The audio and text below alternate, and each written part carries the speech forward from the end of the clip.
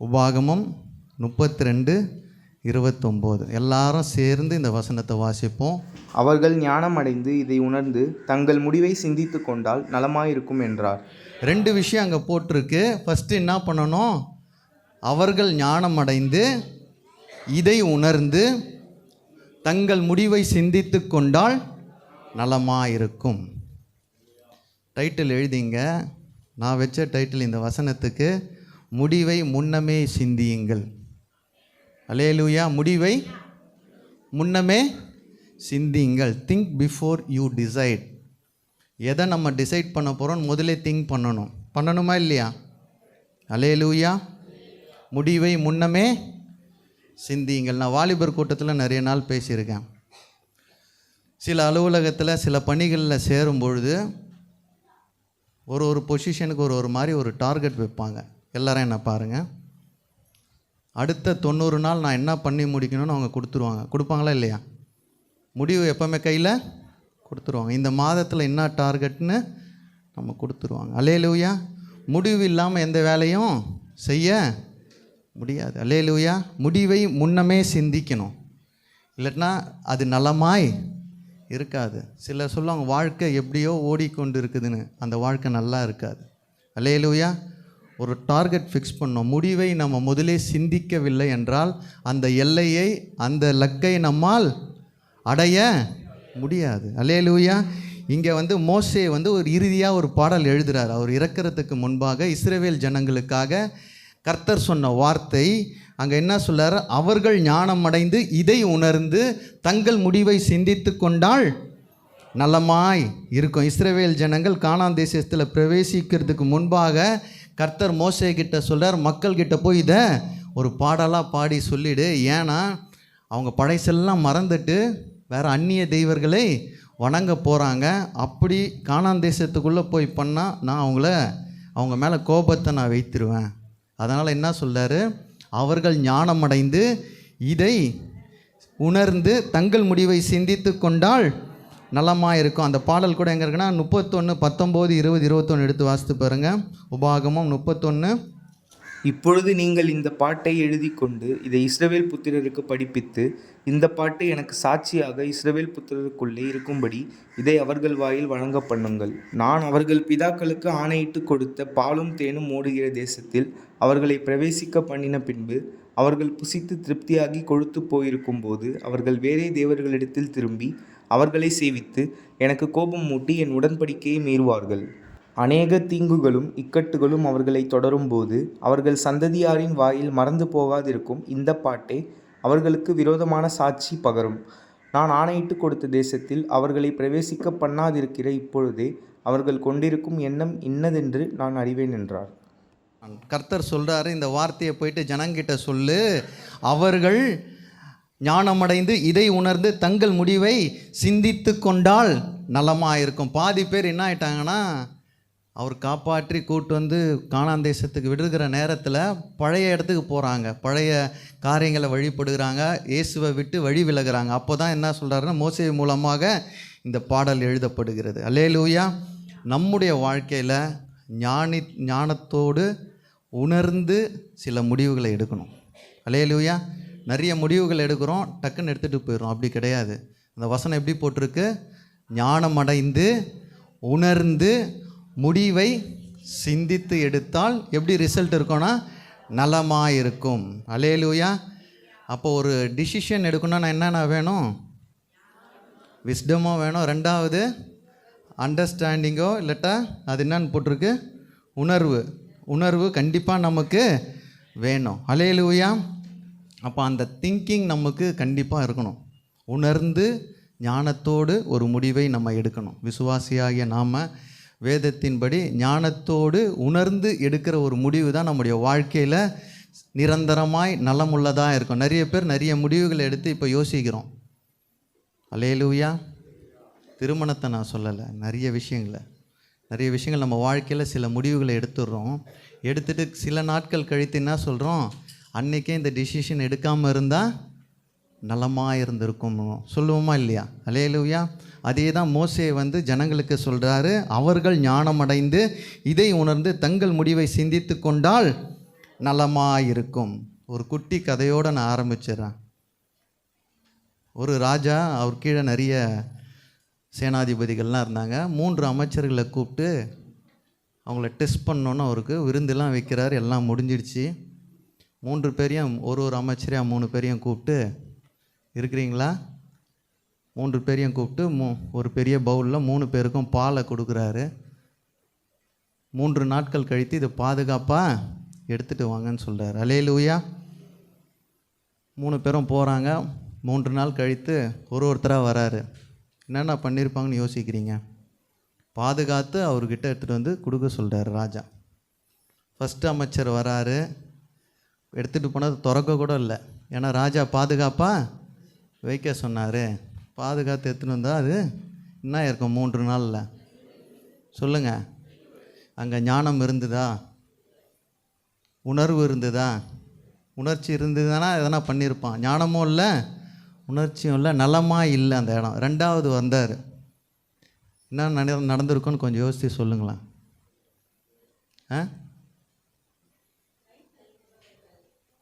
தயிர் எடுத்துன்னு வந்திருப்பார். யார் யாரெல்லாம் தயிரில் ரொம்ப பாசமோ கரெக்டாக சொல்கிறீங்க. அல்லேலூயா. 2வது வந்தவர் என்ன பண்ணாருன்னா, 3 நாளாக எப்படியோ ட்ரை பண்ணுறாரு. பாலை காசி கொண்டு வரணும். அல்லேலூயா. ஏன்னா அந்த காலத்தில் பதப்படுத்துகிற வசதி இல்லை. இன்றைக்கி வந்து 1 வருஷம் வரைக்கும் பாலை வைக்கலாம். அல்லேலூயா. கெட்டு போகாது. ஏன்னா அதில் நிறைய கெமிக்கலை மிக்ஸ் பண்ணிடுறாங்க. பாலுடைய தன்மை நான் அப்புறமா தான் கூகுள்லாம் பண்ணி பார்த்தேன். ஒரு பாலை 2 நாள் வரைக்கும் தான் வைக்க முடியுமா. குளிர் சாதனத்தோடு வைத்தா 5 நாள்லேருந்து 6 நாள் அதோடைய நல்ல குவாலிட்டியாக வைக்க முடியும். அல்லேலூயா. இவர் எடுத்துகிட்டு வரத்துக்குள்ளே அது திரிஞ்சு போச்சு. ஏதோ ரெடிலாம் பண்ணியிருக்காரு. சுட வச்சு போச்சு. 3வது ஒருத்தன் வரான். அவன் தான் ஞானத்தோடு உணர்வோடு சில விஷயங்களை பண்ணுறான். 5 ப்ராசஸும் அதை பண்ணிடுறான். அல்லேலூயா. என்ன பண்ண முடியும்? பால் தயிராக மாறும், தயிர் மோராக மாறும், மோரை வெண்ணெயாக எடுத்து கடைசியாக நெய்யோடு வரான். அல்லேலூயா. ராஜாவுடைய விஷயத்தில் அவன் தான் சக்ஸஸ் ஆகிறான். ஏன்னா அவனுக்கு என்ன இருக்குங்க? ஞானமும் இருக்குது. 2வது உணர்வு என்ன ஆகும்னு அவனுக்கு தெரிந்திருக்கு. அல்லேலூயா. இன்றைக்கு நம்முடைய முடிவுகள் நம்ம கையில், எல்லார் கையிலும் அதே பால் தான் கொடுத்துருக்கிறார் ஆண்டவர். லைஃப்ன்ற ஒரு மில்கை கையில் கொடுத்துருக்கார். சிலர் வீணடிச்சிடுறோம். அல்லேலூயா. சிலர் திரிய விட்டுறோம். ஆனால் ஞானத்தோடு கையாளும் பொழுது அந்த நெய் எத்தனை வருஷமானாலும் கெட்டு போகாது. அல்லேலூயா. கெடாத பொருளாக. ஆனால் கையில் கொடுத்தது என்னது? 2 நாளில் கெட்டு போகிற ஒரு பொருளை ராஜா கொடுத்து ஒரு பூலோகத்தில் அவர் டெஸ்ட் வைக்கும் பொழுதே நம்ம எல்லாம் ஃபெயில் ஆகிறோம். அதனால் ஞானத்தோடு, அந்த வசனத்தை வாசிங்க. அவர்கள் ஞானம் அடைந்து இதை உணர்ந்து தங்கள் முடிவை சிந்தித்து கொண்டால் நலமாக இருக்கும். இந்த செய்தியை கேட்ட பிறகு நீங்கள் எல்லாம் டிசிஷன் மேக்கர்ஸாக இருக்கணும். அல்லேலூயா. முடிவுகளை நீங்கள் எடுக்கிறவர்களாய் மாறணும். அல்லேலூயா. இன்றைக்கு நம்ம நிறைய விஷயத்தில், நான் நிறைய பேரோடு நான் பேசுகிறேன், நிறைய பேரை சந்திக்கிறேன். முடிவுகளை எடுக்க தெரியாமல் நிறைய விஷயத்தை கோட்டை விடுறாங்க. உண்மையா இல்லையா? முடிவுகளை எடுக்க தெரியல. அவர்கள் ஞானம் அடைந்து உணர்ந்து சிந்தித்து எடுக்கிற முடிவு எப்படி இருக்கும்? நலமாய் மாறும். மோசே சொன்ன வார்த்தை அந்த மக்களுக்கு நல்ல முடிவுகளை கொடுத்தது. அல்லேலூயா. இஸ்ரவேல் ஜனங்கள் அங்கே போய் கானானில் சுதந்திரிக்கும் பொழுது கர்த்தர் நலமாய் வாழ செய்தார். அல்லேலூயா. ஒரு 3 பேரை நான் உலகத்தில் சொல்கிறேன். உங்களுக்கு மேற்கோள் காட்டி நான் செய்திக்கு நேராக கடந்து செல்கிறேன். 3 பேர் உலகத்தில் ஞானத்தோடு உணர்வோடு எடுத்த முடிவுகள் இன்றைக்கும் நலமாக இருக்குது. அல்லேலூயா. ஃபஸ்ட்டு ஆள் ஆபிரகாம் லிங்கன். எல்லாம் கேள்விப்பட்டிருக்கீங்களா? அல்லேலூயா. அமெரிக்காவுடைய முன்னாள் ஜனாதிபதி. அல்லேலூயா. அவர் எடுத்த முடிவு அடிமைத்தனத்தை ஒழிக்க ஒரு முடிவு எடுத்தார். நல்ல முடிவு. அல்லேலூயா. ஞானத்தோடு எடுத்த முடிவு. அதனுடைய பலன் கருப்பர்களுக்கு சம உரிமை கண்ட்ரியில் கொடுக்க ஆரம்பித்தார். அல்லேலூயா. அது வரைக்கும் கருப்பும் வெள்ளையும் சேராது. அவர் எடுத்த அந்த அடிமைத்தனத்தின் ஒழிப்பின் மூலம் கருப்பர்களுக்கு சட்டப்படி அதிகாரத்தை கொடுத்தார். அமெரிக்காவில் ஒரு மனித உரிமை. இன்றைக்கும் அங்கெல்லாம் போனீங்கன்னா ஹியூமன் ரைட்ஸ் ரொம்ப ஸ்ட்ரிக்டாக இருக்கும். இங்கே மாதிரிலாம் கிடையாது. என் நண்பரை அன்றைக்கி பேசிகிட்டு இருக்கும்போது அவன் ஜப்பான் போய் செட்டில் ஆகிட்டான். ஜோசியன் கிட்ட கூட அன்றைக்கி சொல்லிட்டு இருந்தாங்க, குழந்தைய நம்ம அடித்தாவே நம்மளை ஜெயிலில் போட்டுருவாங்க. உங்களுக்கெல்லாம் ஒன்றும் இல்லை. அல்லேலூயா. அந்த குழந்தைக்கு ஒரு தழும்பு மேலே எதனா பட்டிருந்ததுன்னா அதை பார்த்துட்டாங்கன்னா பேரண்ட்ஸை ஜெயிலில் போட்டுருவாங்களாம். அல்லேலூயா. மனித உரிமை மீறல், அடிமைத்தனத்தை ஒரு சொந்த ஞானத்தினால் உணர்வினால் ஒரு ஆபிரகாம் லிங்கன் மாற்றினார். அல்லேலூயா. நாட்டுக்கு ஒற்றுமையை காக்க அவர் சிவில் வார்னு ஒன்று எடுத்துன்னு வந்தார். அதன் மூலம் யுனைடெட் ஸ்டேட்டுன்னு வந்ததே யாரால்னா ஆபிரகாம் லிங்கனால். அல்லேலூயா. அவர் எடுத்த ஞானமான முடிவு, உணர்வு பூர்வ முடிவு, சிந்தித்து எடுத்த முடிவுனால் ஒரு மனிதனால் பெரிய சாதனைகளை படைக்க முடியுது. ரெண்டாவது, அதனால் ஆபிரகாம் லிங்கனை எப்படி அழைத்தாங்கன்னா தேசத்தின் தந்தை. அல்லேலூயா. யாருங்க அவர்? ஃபாதர் ஆஃப் நேஷனாக மாறினார். யார்? Abraham Lincoln. இன்றைக்கும் அவர் படம் தான் எல்லா இடத்துலையும் இருக்கும். ரெண்டாவது நெல்சன் மண்டேலோ. யாருன்னா கேள்விப்பட்டீங்களா? யார்? அவரும் கருப்பர்களுக்கு இன வேறுபாட்டுக்கு எதிராக போராடியவர். அல்லேலூயா. ஞானத்தோடு உணர்வோடு பண்ணார். தென்னாப்பிரிக்காவில் அடக்குமுறை அரசியலை நிறுத்திட்டார். அல்லேலூயா. இன்றைக்கி தென்னாப்பிரிக்கா நல்லா இருக்குதுன்னா யாருக்கு ஒரே காரணம்னா அந்த மனுஷனால தான். அல்லேலூயா. அவர் எடுத்த ஒரு முடிவுனால் பெரிய விஷயம் மாறிச்சு. அவர் பழி வாங்காமல் மன்னிப்பை எல்லாருக்கும் கற்பித்தார். அல்லேலூயா. அதனால் அவருக்கு பேர் என்னன்னா சமாதான தூதர், சமாதான தலைவர்னு. அல்லேலூயா. தேர்ந்தெடுக்கப்பட்ட எல்லா விஷயங்களில் அவர் ஸ்தோத்திரம். 29 வருஷம் அவர் ஜெயிலில் இருந்தார். 27 வருஷம் இருந்தார். ஆனால் எதற்கும் அவருக்கு பண்ணாமல் எல்லாரையும் மன்னித்து அரவணைத்தவர். அல்லேலூயா. ரெண்டாவது மனுஷன் அவரை பார்த்தோம். மூன்றாவது நம்ம ஊர் ஆள். சொல்லுங்கள் யார்? இல்லை, காந்தி. அம்பேத்கராக இருந்தார். ஆனால் இவர் எடுத்த டிசிஷன்னால தான் அகிம்சை, உப்பு சத்தியாகிரகமா. அல்லேலூயா. எந்த போராட்டமும் நடத்தாமல் அகிம்சை வழியில் எல்லாருக்கும் பிரிட்டிஷ்காரனுக்கு நெருக்கடி கொடுத்தவர். ஞானத்தினால் உணர்ந்து எடுத்த முடிவுகள். இல்லைன்னா நம்ம இன்றைக்கி இண்டிபெண்டன்ஸ் டே கொண்டாட வந்திருக்காது. எந்த மனிதனால்? ஒரு மனிதனால் அகிம்சை வாழ்வியலில் ஒரு முடிவை எடுத்து போராடி ஜெயித்தவர். அவர் எங்கன்னா போய் துப்பாக்கி கேட்கத்து சுட்டாரா? இல்லையே. அல்லேலூயா. அவருடைய ஞானத்தினாலும் உணர்வினாலும் சாதித்த முடிந்ததை கர்த்தர் நம்மால் வைத்து சாதிக்க முடியும். அல்லேலூயா. நான் விசுவாசிக்கிறேன், நம்ம எடுக்கிற முடிவுலாம் கர்த்தர் பெரிய பலனை தருவார். அல்லேலூயா. இது வரைக்கும் நீங்கள் எடுத்த முடிவு ஃபெயிலியர் ஆகிருக்கலாம். நான் சொல்கிறேன், இந்த மெசேஜுக்கு அப்புறம் நீங்கள் எடுக்கிற முடிவு நலமாய் மாறும். அல்லேலூயா. நீங்கள் எடுக்கிற டிசிஷன் கர்த்தர் அங்கே இருப்பார். அல்லேலூயா. டிசிஷனே எனக்கு எடுக்க தெரிலன்றவங்களாம் கர்த்தர்கிட்ட இன்றைக்கி கேளுங்க, அப்பா எனக்கு டிசிஷன் எடுக்க நல்ல ஞானத்தை தாங்க. அல்லேலூயா. இன்றைக்கி டிசிஷன் மேக்கர்லாம் பெரிய மேலே எடுத்திருப்பான், எடுக்காதவங்களாம் கீழே இருக்கிறோம். உண்மையா இல்லையா? எவெல்லாம் டிசிஷன் மேக்கராக இருக்கானோ எங்கே இருப்பான்? அவன் மேல் அதிகாரத்தில் இருப்பான். இல்லாதவங்க எல்லாம் கீழே இருப்போம். அல்லேலூயா. கர்த்தர் உங்களை டிசிஷன் மேக்கராய் மாற்றுவாராக. யாருக்கும் ஒரு சந்தோஷமே இல்லை பாருங்க. அல்லேலூயா. ஞானத்தையும் உணர்வையும் நம்ம ஒரே இடத்துல எடுத்துகிட்டு வரும்பொழுது அங்கே உங்கள் முடிவுகள் நலமாய் மாறும். இன்றைக்கி சிந்திக்கிறதே இல்லை, சில டிசிஷனை டக்குன்னு எடுத்துகிட்டு போயிடுறோம். ஒரு முடிவு எடுக்கும் பொழுது அவர் பாதத்தில் அமர்ந்து ஞானத்தோடு உணர்ந்து எடுக்கும் பொழுது கர்த்தர் பெரிய காரியங்களை செய்வார். 3 மனிதர்களை உலகத்தில் பார்த்தோம். இப்போ வேதாகமத்துலேருந்து 3 பேரை நான் சொல்லிவிட்டு செய்தியை முடிச்சிடுறேன். வேதாகமத்தில் ஃபஸ்ட்டு ஆள் சாலமன். 1 ராஜாக்கள் 3ஆம் அதிகாரம் எடுங்க. 1 ராஜாக்கள்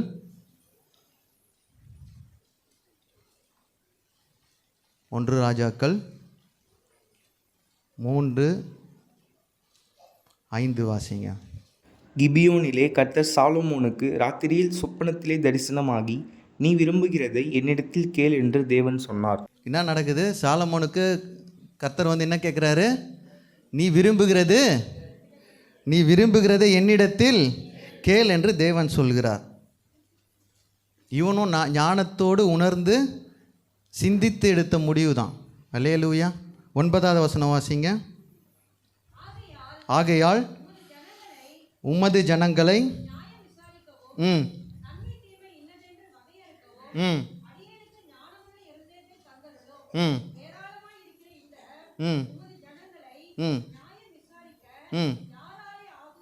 யாராலே ஆகும்? கர்த்தர் சாலமோன் கிட்ட என்ன கேட்குறாரு? உனக்கு என்ன வேணும் கேள், நான் உனக்கு தரேன்னு. அல்லேலூயா. இந்த டிசிஷன் எப்படி நான் பார்க்குறேன்னா, சில நேரத்தில் வாய்ப்பு வரும் நேரத்தில் கர்த்தர் எப்படி நம்மளை டிசிஷன் எடுக்க வைக்கணும்னு சொல்கிறார். அல்லேலூயா. சில இடத்துல நம்மளுக்கு வாய்ப்பு கிடைக்குது.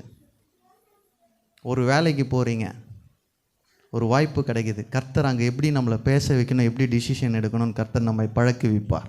அல்லேலூயா. சாலமோன் கிட்ட சொப்பனத்தில் வந்து கேட்குறாரு, உனக்கு என்ன வேணும் கேள் நான் தரேன்னு.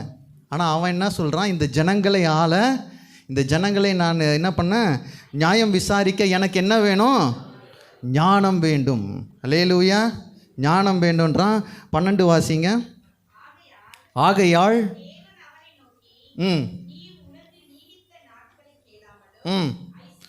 ஐஸ்வர்யத்தை கேளாமலும்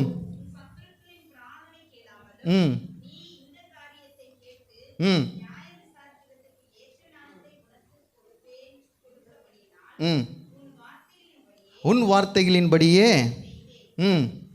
அங்கே என்ன கொடுக்குறாரு நல்லா பாருங்கள். செகண்ட் லைனில் ஞானமும் உணர்வுள்ள இருதயத்தை உனக்கு தந்தேன், இதிலே உனக்கு உனக்கு முன்பாக இருந்ததில்லை, உனக்கு சரியானவன் உனக்கு பின்பாக எழும்பவும் இல்லை. இங்கே பாருங்கள், உங்களுக்கு ஏதோ ஒரு வாய்ப்பு வருது, ஏதோ ஒரு விஷயத்தில் உங்கள் நேரத்தில் எப்படி டிசிஷன் எடுக்கணும்னு சாலமோனை கொஞ்சம் மனசில் வச்சுங்க. அதுக்கு முன்னாடி வசனம் சொல்லுது, அவன் செல்வத்தை கேட்கல, பதவியை கேட்கல. அல்லேலூயா. இன்றைக்கி நம்மளுக்கு ஒரு வாய்ப்பு அப்படி வந்தால் என்ன செய்வோம், 2 வீடு குத்துரு போதும், வாடகை விட்டு நான் செத்துருவேன். அல்லேலூயா. டக்குன்னு அப்படி தானே சொல்லுவோம், பிரச்சனையே இல்லை, வாடகை காசு வரும், வாங்கினேன்னா சாப்பிட்டேன்னா நான் இருக்கிற வரைக்கும் ஜாலியாக இருந்துட்டு வீடை என் பையன் பேரில் எழுதிட்டு நான் போயிடுவேன். அல்லேலூயா. சாலமோன் அதை செய்யலை. அல்லேலூயா. அந்த 2வது லைனில் கரெக்டாக கர்த்தர் போட்டிருக்கிறார், ஞானமும் உன் வார்த்தையின்படி செய்தேன், ஞானமும் உணர்வுள்ளும் இருதயத்தை உனக்கு தந்தேன், இதனாலே உனக்கு சரியானவன் உனக்கு முன்பாக இருந்ததில்லை, உனக்கு சரியான உனக்கு பின்பாகவும் எழப்போவதில்லை. அல்லேலூயா. நம்ம எடுக்கிற டெசிஷன் கரெக்டாக இருக்கணும். பக்கத்தில் தட்டி சொல்லுங்கள்.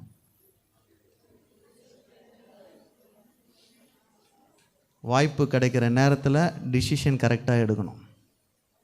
சாலமோன் கரெக்டான டிசிஷன் எடுத்தான். அல்லேலூயா. அங்கே அவன் தப்பே பண்ணலை. அல்லேலூயா. அவன் கேட்கணும்னா எல்லாத்தையும் கேட்டிருக்கலாம். உலகமே அழிஞ்சுன்னா என் நாடு மட்டும் இருக்கணும்னு கூட கேட்கல. அவன் கேட்டது என்னது, ஞானம். அல்லேலூயா. அந்த ஞானத்தினால் உணர்வோடு அவன் எடுத்ததுனால நியாயத்தை மக்களுக்கு வழங்கினான். அல்லேலூயா. அவன் வழங்கின எல்லா நியாயமும் நல்லா இருந்தது. தீர்மானங்கள் அந்த 3:28 வாஸ்து பார்த்திங்கன்னா தெரியும், நிறைய பேருக்கு தெரியும். அந்த அதிகாரம் படித்தவர்களுக்கெல்லாம் 2 பொம்பளைங்க சண்டை போட்டுன்னு குழந்தையோட வருவாங்க. ஒரு குழந்தையோடு வருவாங்க. ஒருத்தி சொல்வா இது ஏன் குழந்தை, இன்னொருத்தி சொல்வா இது ஏன் குழந்தை. ஆனால் இருக்கிறது ஒரு குழந்தை. தூங்கும்போது ஒரு குழந்தை இறந்துரும். அல்லேலூயா. ஆனால் 2 பேரும் அடிச்சுப்பாங்க, இதுதான் என் குழந்தை. ராஜா கிட்ட வந்து நிற்கிறாங்க. இப்போ தான் அவருக்கு ஞானத்தை கர்த்தர் கொடுத்துருக்கிறார். ஃப்ரெஷ்ஷாக வந்து நின்னவொடனே அவன் என்ன சொல்கிறான், குழந்தைய எடுத்துகிட்டு வாங்கன்னு சொல்லிட்டு 2 வெட்ட சொல்கிறான். உண்மையுள்ளவள் என்ன சொல்கிறான், வெட்டாதீங்க, அவகிட்டே கொடுத்துட்டு போயிடுங்க. அல்லேலூயா. கர்த்தர் ஞானத்தை கொடுத்தால் நீங்கள் நல்ல டிசிஷன் மேக்கர்ஸாக மாறுவீங்க. எத்தனை பேர் விசுவாசிக்கிறீங்க? அல்லேலூயா. அப்பா எனக்கு ஞானத்தையும் உணர்வுள்ள ஆவியும் தாங்க, நான் சிந்தித்து சில முடிவுகளை எடுக்கணும். நம்ம விசுவாச குடும்பங்களில் சில முடிவுகள் எடுக்க தெரியாமல் திணறி கொண்டிருக்கிற நாட்கள். மோசே ஜனங்களுக்கு சொன்ன வார்த்தை இன்றைக்கு உங்களுக்கு கர்த்தர் சொல்கிறார், ஞானத்தோடு உணர்வுள்ள இருதயத்தோடு சில டிசிஷன் எடுங்க. வாய்ப்பு வரும்பொழுது தவற விட்டுறாதீங்க. பக்கத்தில் தட்டி சொல்லுங்க, வாய்ப்பை தவற விட்டுறாத. கர்த்தர் ஊழியத்தில் ஒரு வாய்ப்பை தராருன்னா தவற விட்டுறாத. கர்த்தர் உன்னோடு இருந்து செய்கிற காரியங்கள் சூப்பராக இருக்கும். அல்லேலூயா. சாலமோனை பார்த்தோம், அவனுக்கு கிடைத்த அந்த வாய்ப்பில் சரியான டிசிஷன் எடுத்தான். ஒருவேளை நான் இருந்தால் கூட அங்கே எடுத்துருக்க மாட்டேன். அல்லேலூயா. நம்ம சிந்தனையில் வேறு எதனா யோசிப்போம். அதுக்கு தான் ஞானம் தேவை. அல்லேலூயா. 2வது ஒருத்தரை பார்ப்போம். எஸ்தரை எடுத்துப்போம். எஸ்தர் 5:1. எஸ்தர் 5:1. 3ஆம் நாளிலே எஸ்தர் ராஜவஸ்திரம் தரித்து கொண்டு ராஜா அரண்மனையின் உள்முற்றத்தில் ராஜா கொலுவிருக்கும் ஸ்தானத்துக்கு எதிராக வந்து நின்றாள். ராஜா அரண்மனை வாசலுக்கு எதிரான கொலு மண்டபத்தில் ராஜா சனத்திலே வீற்றிருந்தான். எஸ்தரை பற்றி எல்லாருமே தெரியும். அல்லேலூயா. ஒரு பிரச்சனையான நேரம். மொர்தெகாய் வந்து என்ன சொல்கிறான், நம் மக்கள் யூத மக்கள் எல்லாரையும் என்ன பண்ண போகிறாங்க, அழிக்க போகிறாங்கன்னு எஸ்தருக்கு ஒரு விஷயம் வந்துச்சு. இந்த நேரத்தை நான் எப்படி பார்க்கணும், ஒரு பிரச்சனையான நேரம். ஃபஸ்ட்டு பார்த்தது வாய்ப்பு, 2வது ஒரு டஃப் சிச்சுவேஷன். டிசிஷன் எடுத்தே ஆகணும். அல்லேலூயா. எடுக்கணுமா இல்லையா? எஸ்தர் இடத்துல நான் இருந்தேன்னா என்ன பண்ணியிருப்பேன்னா, நேராக ஆமான்கிட்ட போய் சண்டை போட்டிருப்பேன். பண்ணியிருக்க மாட்டேனா? அல்லேலூயா. யார்கிட்ட சண்டை போட்டிருப்பேன்? யாரையும் பார்த்துருக்க மாட்டேன். நான் யார்? இளவரசி. ஏற்கனவே நான் யார்கிட்டையும் பயப்படணும்னு அவசியம் எனக்கு இல்லை. ஆமானை கூப்பிட்டு டைரெக்டாக சண்டை போட்டிருப்பான். ஆனால் அவள் என்ன பண்ணுறா? ஃபாஸ்ட் பண்ணி ஜெபம் பண்ணிவிட்டு யார்கிட்ட போய் நிற்கிறா? ராஜாவுடைய அரண்மனையில். ஏன்னா அவளுக்கு ஞானமும் உணர்வுகளும் இருந்துட்டு நல்ல டிசிஷன் எடுக்கிறான். நம்ம பிரச்சனையான நேரத்தில் கர்த்தர் உங்களுக்கு நல்ல டிசிஷன் எடுக்க கர்த்தர் உதவி செய்வார். அல்லேலூயா. முடிவு எடுக்கும் முன்னுமே சிந்தியுங்கள். பக்கத்தில் தட்டி சொல்லுங்கள், முடிவு முன்னமே சிந்தியுங்கள். இன்றைக்கி எல்லாமே சிந்திச்சிட்ட பிறகு தான் முடிவை எடுக்கிறோம், இல்லை முடிஞ்ச பிறகு தான் சிந்திக்கிறோம். அல்லேலூயா. எல்லாத்தையும் கோட்டை விட்ட பிறகு இதை இப்படி, இந்த ரூமை இப்படி கட்டியிருக்கலாமே, இப்போ ஞானம் வருது. நமக்கு என்ன ஞானம் வருது இப்போது? இதை இப்படி. ஆனால் முடிவு எப்போ பண்ணணும்? செய்வதற்கு முன்பாக. அல்லேலூயா. முடிவை முன்னம்ப சிந்திகள், அது நலமாய் மாறும். இருக்குமா இல்லையா? நம்ம வாழ்க்கையில் நிறைய விஷயத்தை ரீவைண்ட் பண்ணி பாருங்களேன். இதை நம்ம இப்படி பண்ணியிருந்தா இப்போ நம்ம நலமாக இருந்திருப்போம். அல்லேலூயா. எஸ்தர் ராஜாத்தி ஒருத்தர்னால யூத தேசம் முழுவதும் பாதுகாக்கப்பட்டது. அல்லேலூயா. அதனை போட்டிருக்கு 8:16 எடுத்து வாசித்து பாருங்கள். எஸ்தர் 8:16. இவ்விதமாய் யூதருக்கு வெளிச்சமும் மகிழ்ச்சியும் களிப்பும் கனமும் உண்டாயிற்று. மகிழ்ச்சி, களிப்பு, கனம் உண்டாயிற்று. யாருனாலங்க? எஸ்தர் எடுத்த ஒரு டிசிஷன்னால். அல்லேலூயா. பிரச்சனையான நேரத்தில் நீங்கள் எடுக்கிற டிசிஷன் பல்லாயிரம் மக்களுக்கு ஆறுதலாய் மாறும். உண்மையா இல்லையா? அவள் எடுத்த ஒரு டிசிஷன், சரியான முடிவு, சிந்தித்து ஞானத்தோடு உணர்ந்து எடுத்தாள். அல்லேலூயா.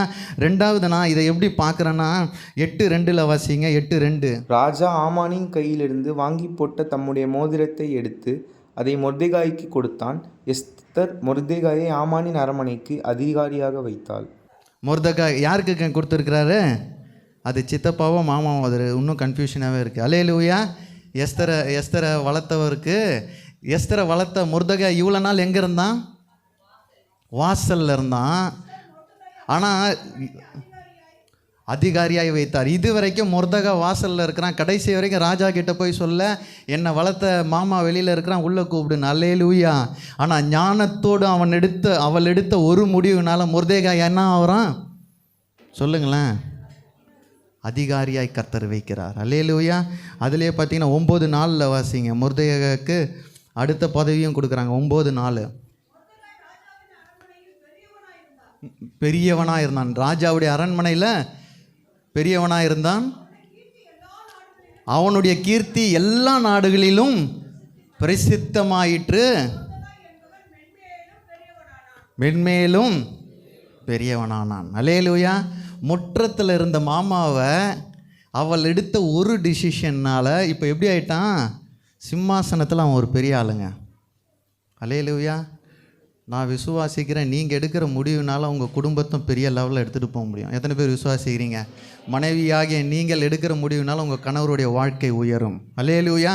நீங்கள் எடுக்கிற ஒவ்வொரு டிசிஷனும் உணர்வோடு ஞானத்தோடு சிந்தித்து எடுக்கிற முடிவுகள். எஸ்தர் எடுத்த முடிவுனால 2 ஆசீர்வாதங்களை நான் பார்க்குறேன். ஒன்று, யூத மக்கள் எல்லாம் சேவ் பண்ணிட்டா. அல்லேலூயா. எல்லாரையும் பாதுகாத்துட்டா. 2வது, தன்னை வளர்த்த மாமா வெளியில் இருந்தான், இப்போ எங்கே இருக்கிறான்? ராஜா அரண்மனையில். அல்லேலூயா. ஆனால் அங்கே ஞானம் இல்லாமல் அவள் செயல்பட்டு இருந்தானா டைரெக்டாக ஆமானோட சண்டை போட்டிருப்பாள். நம்ம அப்படி தானே பண்ணுறோம்? எப்படி பண்ணுறோம் சொல்லுங்களேன்? டைரெக்டாக போய் பேசிட்டு வந்தால் தான் இன்றைக்கி திருப்தியாக இருக்கும். நல்லா 4 கேட்டு வந்துட்டேன்ப்பா அப்படின்வாங்க. அல்லேலூயா. அதுவும் உருப்படாது, இதுவும் உருப்படாது. ஞானம் வேணும். பக்கத்தில் தட்டி சொல்லுங்கள், ஞானம் வேணும். கொஞ்சம் கோவப்படுவாங்க, தட்டி சொல்லுங்கள், ஞானம் வேணும். ஞானமும் உணர்வும் இருந்து சிந்தித்து நீங்கள் முடிவு எடுத்தீங்கன்னா சாம்பார் கூட நல்லா வரும். அல்லேலூயா. எஸ்தருடைய ஞானம் யூத தேச மக்களை காப்பாற்றியது. அல்லேலூயா.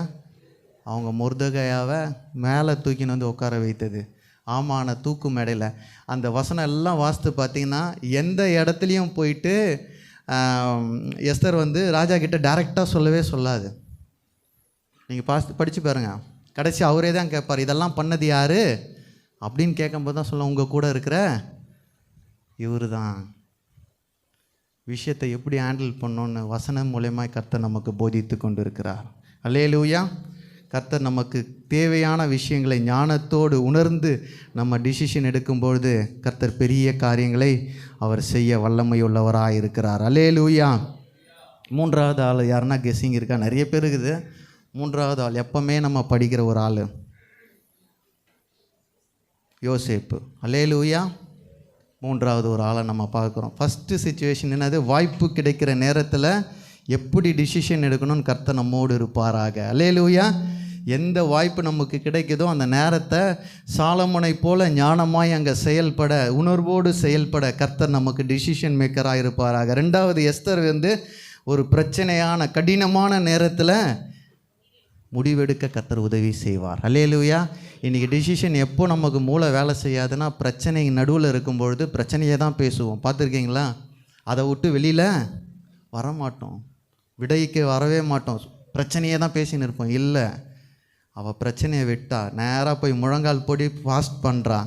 ரெண்டாவது என்ன பண்ணுறா? ஜனங்கள் எல்லாம் ஜெபம் பண்ண சொல்கிறா. மூன்றாவது, நேராக போய் ராஜா முன்னாடி நின்றுடுறா.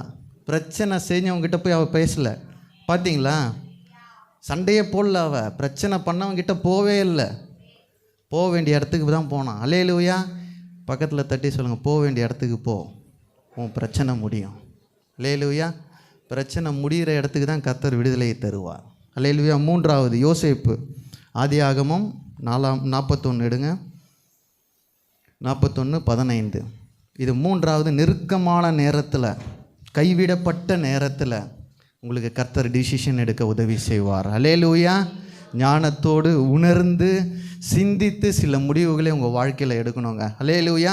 நெருக்கமான நேரத்தில், கைவிடப்பட்ட நேரத்தில். 41:15 வாசிங்க ஆதியாகமம். பார்வோன் யோசேப்பை நோக்கி, ஒரு சொப்பனம் கண்டேன், அதன் அர்த்தத்தை சொல்ல ஒருவரும் இல்லை. நீ ஒரு சொப்பனத்தை கேட்டால் அதன் அர்த்தத்தை சொல்லுவாய் என்று உன்னை குறித்து நான் கேள்விப்பட்டேன் என்றார். ராஜாக்கு முன்னாடி நின்னவொடனே சொப்பனத்துக்கு யார் சொல்ல போகிறா வியாக்கியானம்? யோசேப்பு சொல்கிறார். அல்லேலூயா. 7 வருஷம் எல்லாருக்கும் தெரியும்னு நினைக்கிறேன். 7 வருஷம் நல்லா விளைச்சல், 7 வருஷம் பஞ்சம். அல்லேலூயா. அவனுக்கு கிடைத்த வாய்ப்பு நெருக்கமான நேரம். ராஜா கிட்ட போனவொடனே சொல்லியிருக்கலாம், நான் தப்பே பண்ணாமல் என்ன. நம்ம அப்படி தானே பண்ணுவோம். ஃபஸ்ட்டு ஆப்பர்ச்சுனிட்டி கிடச்சவொடனே என்ன பண்ணிவிடுவோம்? நம்மளை நம்ம ப்ரூவ் பண்ணுவோம். பார்த்துருக்கீங்களா? என் மேலே தாங்க சொல்லவே மாட்டேறீங்க. நான் சிறைசாலையில் தண்டனை அனுபவிக்கிறேங்க. ஒரு ராஜா கிட்டே போய் நிற்கிறேன், அவன் தான் எனக்கு விடுதலை பண்ணுறவன். அவன்கிட்ட ஃபஸ்ட்டு சொப்பனத்தை சொல்கிறதுக்கு முன்பாக ஃபஸ்ட்டு எதை பேசுவோம்?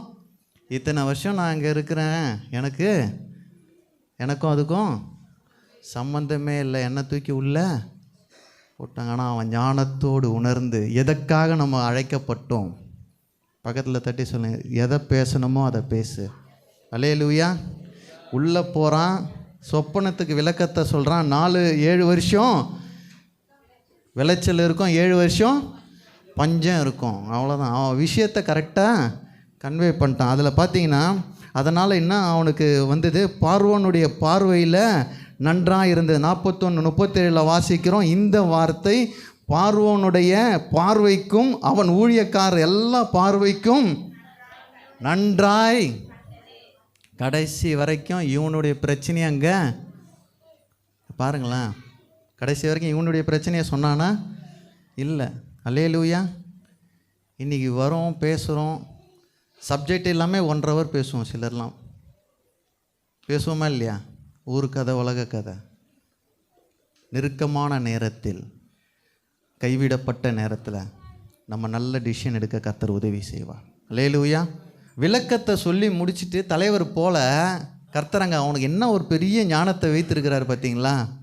விளக்கத்தை சொல்லிட்டு போயிட்டுருக்கலாம். அவன் சொப்பனம் இதுதான்ப்பா விளக்கம், 7 வருஷம் பஞ்சம் இருக்கும், 7 வருஷம் நல்லா விளைச்சல் இருக்கும், 7 வருஷம் பஞ்சம் இருக்கும், இதுதான் விளக்கம்னு சொல்லிட்டு போயிருக்கலாம். ஆனால் அந்த 32, 33 தான் அவனுடைய ஞானமும் அவனுடைய உணர்வும் அவனுடைய சிந்தனையும் இருக்குது. வாசிங்க. கடைசி வரைக்கும் இவன் சொல்லலை, அந்த விஷயத்தை சொல்லிட்டு போயிருக்கலாம். இந்த விஷயத்தை என்ன பதிய வைக்கிறான்னா, ஒரு நல்ல ஒரு ஞானமுள்ள விவேகமுள்ள ஒருத்தனை நீ அனுமதிச்சின்னா இந்த தேசம் பாழாக்கப்படாமல் பாதுகாக்கப்படும் சொல்கிறான். அல்லேலூயா. ஃபஸ்ட்டு விஷயம் அவனை பற்றி பேசவே இல்லை. ரெண்டாவது விஷயம் ராஜாவுக்கு க்ளீன் இன்ஃபர்மேஷன் கொடுத்துட்றான், ஞானமுள்ள ஒரு ஆளை தேர்ந்தெடுன்னு. அல்லேலூயா. பின் வரும் வசனங்களில் சொல்கிறார், ராஜா சொல்கிறாரு எல்லாரையும் போய் தேட சொல்கிறார். தேடிட்டு கடைசியாக யாரை செலக்ட் பண்ணுறாங்க சொல்லுங்கள்? யோசேப்பு. அல்லேலூயா. தேசம் பாதுகாக்கப்பட்டது. அல்லேலூயா. நம்முடைய டிசிஷனில் நம்முடைய சொந்தம் வெளியில் வரக்கூடாது, நம்ம சுயம் வெளியில் வரக்கூடாது. அல்லேலூயா. நெருக்கமான நேரத்தில், கைவிடப்பட்ட நேரத்தில் கர்த்தர் ஞானத்தோடு பேச கர்த்தர் உதவி செய்வார். அல்லேலூயா. சில இடத்துல நம்முடைய ஞானம் இல்லாததுனால, உணர்வு இல்லாததுனால நிறைய இடத்துல திருப்பியும் ஜெயிலுக்குள்ளேயே இருக்கிறோம், நிறைய பிரச்சனைக்குள்ளேயே நம்ம மாட்டிக்கொண்டு இருக்கிறோம். அல்லேலூயா. யோசேப்பு ஞானத்தோடு பேசுகிறான். ராஜா கிட்ட போய் சொல்கிறான், ஞானமும் விவேகமுள்ள ஒரு மனிதனை தேர்ந்தெடுத்து நீங்கள் எகிப்தில் வைத்தீங்கன்னா பஞ்ச நேரத்தில் உங்கள் தேசம் பாதுகாக்கப்படும். அதான அங்கே நம்ம வாசிக்கிறோம். கடைசியில் நம்ம 41 முடியும் போதெல்லாம் நம்ம வாசிக்கிறோம், அந்த தேசம் 57 வாசிக்கிறோம், சகல தேசங்களிலும் பஞ்சம் கொடியதாக இந்தபடியால் சகல தேசத்தாரும் யோசேப்பிடத்தில் தானியம் கொள்ளும்படி எகிப்துக்கு வந்தார்கள். அல்லேலூயா. அவன் ஞானத்தோடு உணர்ந்து சிந்தித்து எடுத்த முடிவுனால் கர்த்தர் அவனை உயர்த்தினார். 3 நேரத்தை நான் சொன்னேன், சொல்லுங்களேன் டக்கு டக்குன்னு. வாய்ப்பு வரும் நேரத்தில் சில டிசிஷனை கரெக்டாக எடுக்கணும். பக்கத்தில் தட்டி சொல்லுங்கள், வாய்ப்பை தவிழ விட்டுறாத, வாய்ப்பை நகழ விட்டுறாத. அல்லேலூயா. கர்த்தர் நல்ல ஞானத்தை தருவார். நல்ல உணர்வோடு சிந்தித்து முடிவு எடுக்கணும். அல்லேலூயா. ரெண்டாவது, பிரச்சனை நேரத்தில் எஸ்தரை போல் ஜபத்தோடு உபவாசத்தோடு அவருடைய சமூகத்தில் இருந்துட்டிங்கன்னா ஒரு நல்ல டிசிஷனை கர்த்தர் கொடுப்பார். அல்லேலூயா. டிசிஷனுக்கு எல்லா இடமும் சுற்றாதீங்க, 20 பேர் கால் பண்ணாதீங்க, நீங்கள் முழங்கால் போடுங்க, கர்த்தர் நல்ல விஷயனை காட்டுவார். அல்லேலூயா. அது டிசிஷன் எடுக்கலாமா எடுக்கக்கூடாதுன்னு அவர் விஷயனை காட்டுவார். அல்லேலூயா. கர்த்தர் உங்களை நடத்துவார். ஒருவேளை நீங்கள் தப்பாக டிசிஷன் எடுத்தாலும் அதை கரெக்டாக மாற்றுவார். அல்லேலூயா. ஒருவேளை நீங்கள் டிசிஷனே தப்பாக மாற்றினீங்கனாலும் அதை அவர் மாற்றி முடிப்பார். மூன்றாவது, நெருக்கமான நேரம், கைவிடப்பட்ட நேரம், ஞானத்தோடு கர்த்தர் டிசிஷன் எடுக்க உதவி செய்வார். அல்லேலூயா. யோசேப்பு எடுத்த ஒரு டிசிஷனால் தேசம் பஞ்சத்திலிருந்து மீட்டெடுக்கப்பட்டது. அவனுடைய ஸ்தோத்திரம் எல்லா காரியங்களையும் கர்த்தர் திருப்பி மாற்றினார். அல்லேலூயா. மீண்டும் அந்த வசனத்துக்கு வருவோம். உபாகமம் 32:29 நான் முடிச்சிடுறேன் கொஞ்சம் நேரத்தில். 32:29 அவர்கள் ஞானம் அடைந்து இதை உணர்ந்து தங்கள் முடிவை சிந்தித்து கொண்டால் நலமாயிருக்கும் என்றார். அவர்கள் ஞானமடைந்து இதை உணர்ந்து தங்கள் முடிவை சிந்தித்து கொண்டால் நலமாயிருக்கும் என்றார். அல்லேலூயா. எல்லார் கையிலையும் பவுலில் இப்போ மில்க்கு கர்த்தர் கொடுத்துட்டார். அல்லேலூயா. இதை 80 வருஷமோ 70 வருஷமோ 60 வருஷமோ பாதுகாக்க வேண்டியது நம்ம கடமை. அல்லேலூயா. குடும்பம் தான் நான் அதை சொல்கிறேன். அல்லேலூயா. அந்த குடும்பத்தை எப்படி நீங்கள் எடுத்துகிட்டு வர போகிறீங்கன்னு தான் கர்த்தர் கேட்கிறார். ராஜா முன்னாடி அதை எடுத்துகிட்டு போய் எப்படி நம்ம ப்ரெசென்ட் பண்ண போகிறோம், நம்முடைய டிசிஷன் எப்படி இருக்க போகுது. நீங்கள் ஞானத்தோடு நீங்கள் எடுக்கும்பொழுது கர்த்தர் பெரிய காரியங்களை செய்வார். யார் யாருக்கெல்லாம் ஞானம் வேணுமோ இந்த வசனத்தெல்லாம் நோட் பண்ணிங்க. நீதிமொழிகள் 9:10 கர்த்தருக்கு பயப்படுதலே ஞானத்தின் ஆரம்பம். அப்போ தேவ பயம் இருந்தால் தான் என்ன வரும்? ஞானமே ஆரம்பம் ஆகும். வேறு எந்த பயம் இருக்கோ இல்லையோ, எந்த பயம் இருக்கணும்? தேவ பயம்னா என்னது சொல்லுங்கள் டக்குன்னு? அச்சமா? தேவன் மேலே அச்சமாக இருக்கிறதா? பயம்னா என்னது? மரியாதையும் பக்தியும் நிறைந்த ஒரு மனநிலைமை தான் தேவ பக்தி. சரி, அது நான் வசனத்தில் சொல்லும்போது நீதிமொழிகள் 8:13 வாசிக்கிறேன், தீமையை வெறுப்பதே கர்த்தருக்கு பயப்படும் பயம். அல்லேலூயா. தெய்வ பயம் என்பது தெய்வம் யார் என்று உணர்ந்து அவர் முன்னிலையில் பணிவுடன் இருப்பது. அல்லேலூயா. அவர் எல்லா மகிமையும் பொருந்தியவர்னு ஒரு நமக்கு ஒரு மனத்தாழ்மை இருக்கும்பொழுது தீமையை விட்டு வெறுப்பதே கர்த்தருக்கு பயப்படும் பயம். அப்போ ஞானம் எங்கேருந்து வருதுன்னா தெய்வ பயத்தில் இருந்து தான் வருது. அல்லேலூயா. மனுஷனுக்கு பயப்படுகிற பயம் கண்ணியை வருவிக்கும், தேவனுக்கு பயப்படுதல் ஞானத்தின் ஆரம்பம். யோபு 28:28 வாசிக்கிறோம், இதோ ஆண்டவருக்கு பயப்படுவதே ஞானம். எதுங்க பயம்? தீமையே. இதோ கர்த்தருக்கு பயப்படுவதே ஞானம், பொல்லாப்பை விட்டு விலகுவதே புத்தி என்று அவர் சொன்னான். அல்லேலூயா. அப்போது தெய்வ பயம் இருந்தால் அங்கே என்ன இருக்கும்? ஞானம். அல்லேலூயா. தெய்வ பயம் இருக்கணும். பக்கத்தில் தட்டி சொல்லுங்கள், தெய்வ பயம் வேண்டும், தெய்வ பயம் வேண்டும். பிரசங்கி 7:12 வாசிக்கிறோம், ஞானம் கேடகம் திறமையும் கேடகம். ஞானம் தன்னை உடையவர்களுக்கு ஜீவனை தரும். ஞானம் நம்ம கையில் இருந்தால் ஜீவன் நம்ம கையில் இருக்கும். அல்லேலூயா. வேதம் சொல்லுது, நான் சொல்ல. எது இருக்கணும்? ஞானம் நம்ம பேக்கெட்டில் எப்போவுமே இருக்கணும். நீதிமொழிகள் 4:7 வாசிக்கிறோம், ஞானமே முக்கியம். ஞானத்தை எண்ணத்தை சம்பாதித்தாலும் எதுங்க வேணும் நம்மளுக்கு இப்போது? அப்போ எல்லாரும் என்ன கேட்குறீங்களா, ஞானம் இல்லாமல் இவ்வளோ நாள் இருக்கிறேன்?